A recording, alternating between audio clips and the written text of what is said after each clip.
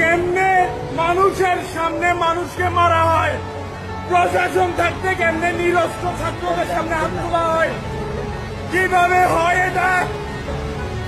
আমি তো কেউ না, আমি কোথা নিয়ে যুদ্ধ করতে আসি নাই, আমি সাধারণ একজন জনগণ।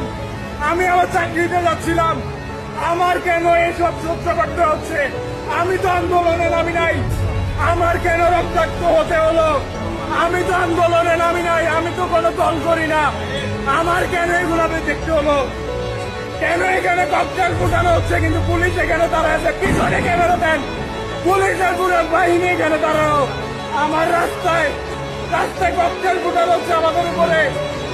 আমার ছাত্ররা কেন এখানে রক্তাক্ত হবে? আমার ভাই বোনরা কেন রক্তাক্ত হবে? আল্লাহর কাছে জবাব দিবা তোমরা সবাই। আমি কোন নেতা না, আমি কোন পলিটিশিয়ান না, আমি কোন কোটা যুক্ত না, আমি কোন কোটার জন্য আসি নাই। আমি শুধু আমার চাকরিতে যেতে যাচ্ছিলাম, আমি শুধু আমার চাকরির স্থানে যেতে যাচ্ছিলাম। আমার কেন রক্তাক্ত হতে হলো? এটা আমার দেশ, আমি কোন যোদ্ধা না, এটা আমার দেশ। আমি